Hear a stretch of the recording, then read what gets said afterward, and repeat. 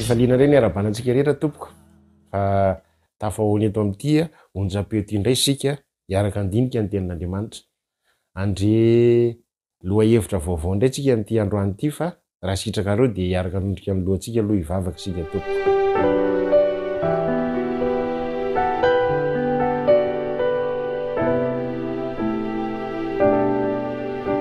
Misaotranao Andriamanitra amin'ny fetezanao hiaraka aminay indray amin'ny ty androany ity mba hiaino sy handinika ny teninao. Ny foa mampanahana tsirairay avy dia sokafy amin'ny alalan'ny fanahinao masina mba hahafahan'ny teninao Andriamanitra miasa sy manana fahefana sy hery eo amin'ny fiainanay. Dia mamela heloka mandrakariva amin'ny anaranao Jesosy no anonana sy angatana zany vavaka zany. Amen.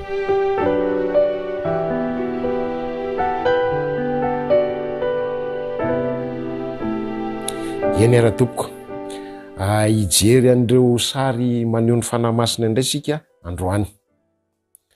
Misy maro ny sary anehoana zany fanahy masina zany, tahaka ny hoe rivotra na afo na diloilo na tombo-kasia, eny maro ho anehoana zany. Fa androany isika dia andinika ilay voasoratra ao amin'ny Matthieu 7:1-20. Lay voalazan'i Jaona apôstôly ihany izy ity. Matthieu 7:1-20 zay anasako anareo mba hamaky azy.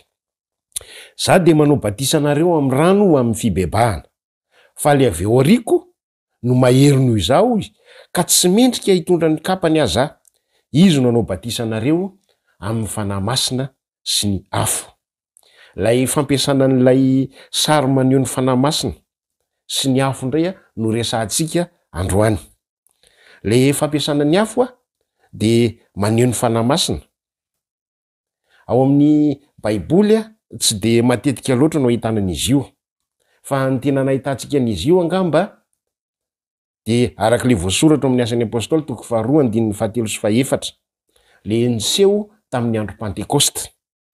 Hoe nisy lehilahy maro nitarehina afo niseho taminy, zay nizarazara ary nipetraka tamin'izy rehetra isan'olona. Ary samy feno ny fanahy masina izy rehetra, ka dia niteny tamin'ny fiteny maro samihafa araka ny nampitenenan'ny fanahy masina azy. Mampatsiaro an'ilay fanaovan-jiro zay manazava ny tempoly lay lelafo eto, lelafo nitarehina afo reny. Ka ny amin'ny zavatra niseho tamin'ny tantaran'ny fiangonana, ny mpino tsirairay avy dia nantsoina mba ho mpitondra hazavana sy mitondra ny fanatrehan'ny tompo. Ny tamin'izany aza dia manentana mihitsy manentana ny mpino ny apôstôly Paoly arak'izay voasoratra ao amin'ny Tesalonianina 2:5-7. Tesalonianina 2:5-7. Zao ny vaky ny teny amin'ny anaran'i Jesosy: aza mamono ny fanahy, aoka ny fanahy masina hirehitra mandrakariva, asehony amin'ny alalan'ny afo, lelafo ary tahaka ny fanaovan-jiro mba hazava mandrakariva. Ny tompontsika moa raha tety ambonin'ny tany dia tsy nanadino an'izany.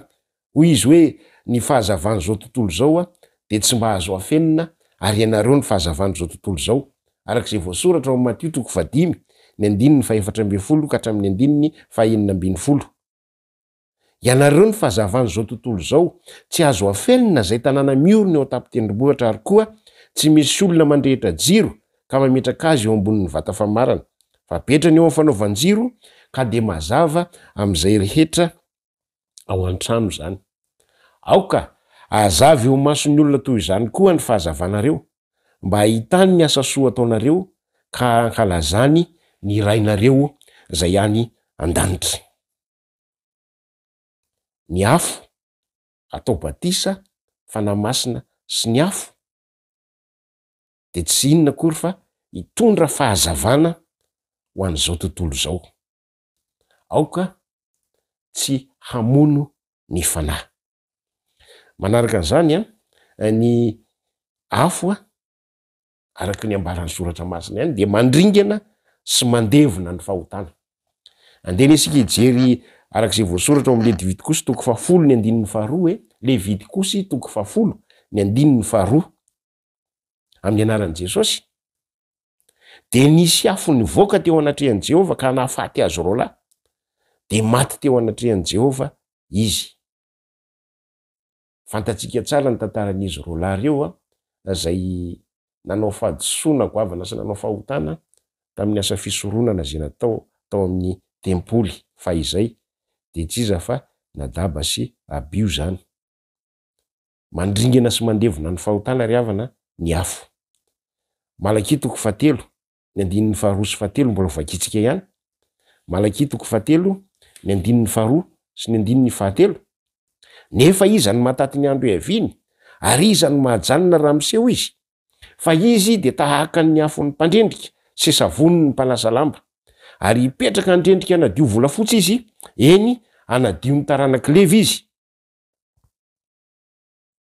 sy andrendrika azy toy ny fandrendrika volamena sy volafotsy. De ho an' Jehova ireny ho mpanatitra fanatitra amin'ny mpahamarinana. Misy mpanoratra izay boky anankiray latsoratra nyezahana mba nalaina tao anatin'ny asa sorany, tondra n'ilay lohateny hoe ilay fitiavana mandresy zany boky zany. Pejy 570 le paragrafy 2 de misy an'izao teny zao. Atomboka eo amin'ny Isaia toko 4:4 izy zao ny voalazany hoe rehefa voasasany tompo ho afaka amin'ny fahalotony ireo zanaka vaviny Ziona ary rehefa voadio ny fanahy fitsarana sy ny fanahy fandringanana i Jerosalema ho afaka amin'ny ranon'olona zay nalatsany. Ny Isaia ihany toko 1:5 zao nambarany teny amin'ny anaran'i Jesosy ihany. De amerina ny tanako ho aminao ka ho dioviko amin'ny lavenona ianao ahafahany taindrendrikao ary esoriko ny firaka rehetra aminao. Ny afo zany eto indray de fanadiovana ny fahotana. Hebreo toko 12:7 fa Andriamanitsika de afo mandevona. Ry havana, afo mandevona Andriamanitra ho an'ny fahotana na aiza ahitana azy. Andriamanitra de afo mandevona ho an'ny fahotana. Handevona ny fahotana ny fanahin'Andriamanitra ao am'izay rehetra milefitra amin'ny heriny. Mibebaka isika, miaiky ny fahotansika isika, ny fanahin'Andriamanitra de andevona ny fahotansika.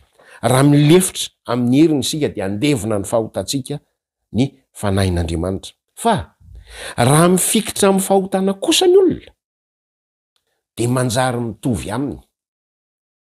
Mampatahotra ry havana. Raha mifikitra amin'ny fahotana ny olona de manjary mitovy aminy, zany hoe manjary mitovy amin'ny fahotana. Raha tsy mibebaka isika, tsy miala amin'ny fahotansika, raha toa sika ka tsy miaiky ny fahotansika, tsy voavela eloka isika de tadidio tsara, fa manjary mitovy amin'ny fahotana isika. Ary rehefa mitovy amin'ny fahotana isika, Andriamanitra de afo mandevona ny fahotana. Andevona ny fahotana ny fanahin'Andriamanitra ao am'izay rehetra milefitra amin'ny heriny. Fa raha mifikitra amin'ny fahotana kosa ny olona de manjary mitovy amin'ny fahotana ary de ho levonin'Andriamanitra miaraka amin'ny fahotana ny olona. Am'izay le voninahitr'Andriamanitra zay mandevona ny fahotana de tsy maintsy mandevona an'ilay olona ihany koa, satria mifikitra amin'ny fahotana ilay olona. Jaona de niteny fa izaho izy de manao batisa nareo amin'ny rano mba ho amin'ny fibebahana, fa le avy ao aoriako izy kosa nanao batisa nareo amin'ny fanahy masina sy ny afo. Ry havana, tamin'ny andron'ny testamenta taloha, tamin'ny andron'ny fisoronana dia misy an'le atao hoe fanatitra zay dorana. Misy le atao hoe fanatitra dorana. Io fanatitra dorana io de le vonina tanteraka tsisy verina intsony. Raha miteny Jaona manao hoe le avy eo aoriako anao batisa nareo amin'ny fanahy masina sy ny afo, inona raha ny tiany ambara? Tiany ambara fa hanadio antsika tanteraka. ho levona tanteraka ny fahotantsika. Ary isika rehetra ihany koa de hanolo tena tanteraka satria fanatitra velona, akasitrahana, levona avokoa ny fahotantsika ary manolo tena tanteraka isika. Ny fanadiovana zany na ny fanaovana batisatsika amin'iny fanamasina sy ny afo dia maneho le hevitra hoe fanadiovana, purificatrice. Ny fanahy masina rehefa mandresy lahatra atsika ny fahotana sy ny fitsarana de mandoro ao anaty ao zay rehetra tsy mifanaraka amin'ny sitrapon'Andriamanitra. Zay rehetra tsy mifanaraka amin'ny sitrapon'Andriamanitra dia levona, dorany avokoa, tahaka an'le fanatitra dorany reny. Zay mampatsiaro atsika ny fanoloran-tena tanteraka ho an'Andriamanitra. Raha toy isika ka mangataka hoe Andriamanitra aoka zay mba ho ataonao batisa amin'ny afo, fanamasina sy ny afo, de tsy tokony ho adinotsika fa mitaky fanoloran-tena tanteraka avy amintsika zany. Ny fanahy aseho am'le afo araky ny hitantsika teo dia manazava. Fanahy zay manao batisa atsika amin'ny afo dia manavao atsika koa, ary ny fanahy dia manadio atsika. Raha manaiky atao batisa amin'ny afo isika de ho tonga fahazavana, tsy hay afenina isika. Raha manaiky atao batisa amin'ny fanamasina sy ny afo isika de ho tonga olona vaovao isika, ho avozin'Andriamanitra amin'ny fiainantsika ary ho diovina tanteraka isika. Raha mangataka ary isika hoe Andriamanitra aoka zay mba ho atao batisa amin'ny afo, de mangataka amin'Andriamanitra isika ny dikan'izany fa hanolo tena tanteraka ho azy. Le vonina ny fahotantsika, andevona ny fahotana rehetra ao amintsika izy ary anamboatra atsika ihany koa ho amin'ny asa fanompona. Manjary olona vaovao sika, manana fomba vaovao sika, manompo an'Andriamanitra amin'ny fomba vaovao sika eo ambany fitarihan'ny fanamasina satria efa natao batisa amin'ny fanamasina sy ny afo. Vao vela heloka tanteraka sika, vao dio sika, olona vaovao sika. Ry havana, tsy tian'Andriamanitra ny andevonana atsika, fa ho avy ny fotoana zay andevonan'Andriamanitra zao rehetra zao miaraka, ka zay rehetra miaraka amin'ny fahotana sy mikambakambana amin'ny fahotana sy mifikitra amin'ny fahotana de ho levon'ny afo satria tsy sitrak'Andriamanitra ny fahotana. Fa raha manaiky kosa isika, raha manaiky isika eo ambanin'ny herin'Andriamanitra, miaiky ny fahotantsika, tonga amin'ny fibebahana marina de ho levon'Andriamanitra ny fahotantsika. Ary ho voadio isika, ho tonga olona vaovao isika, ary ho tonga fahazavana isika. Azava eny mason'ny olona rehetra. Miantso atsika ary Andriamanitra mba hanolo tena tanteraka ho azy raha toa ka sitrakitsika zany atao batisa ny amin'ny fanamasina sy ny afo zany. Hanolo tena tanteraka ho azy, hanamboatra tsika olona vaovao izy ary hanamboatra tsika izy amin'ny fomba vaovao ahafahana manompo azy indray. Raha manaiky atao batisa amin'ny afo sika de manana didy manokana apetraka amintsika Andriamanitra, hanolorantsika tanteraka ny fiainantsika ho amin'ny fanompona azy. Koa sika ve maniry ho ataon'Andriamanitra batisa amin'ny fanamasina sy ny afo? Vonina ve tsika andray ny andraikitra sy ny iraka nampanaovina atsika ka amin'ny fomba vaovao no ahafahantsika manompo an'Andriamanitra indray manomboka zao? Izy vavaka manokana zay ho tononoko eto mba anakambanantsika an'izany fanoloran-tena tsika izany, koa raha sitrakareo dia asaiko ianareo hanondrika ny lohantsika fa hivavaka sika eto.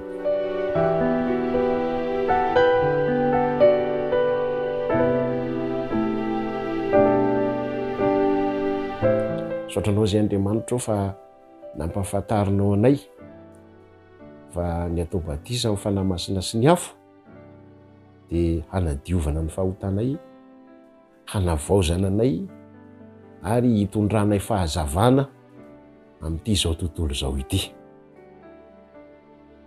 Mpanota tsy mendrika izay, matoky izahay fa ianao dia anao batisana amin'ny fanahy-masina sy ny afo ka andevona ny fahotanay ianao, hanadio anay ianao, hanavao anao ary ampamirapiratra ny voninahitra eo amin'ny fiainanay tsirairay avy ianao, ko tonga fahazavana amin'izao tontolo zao zahay.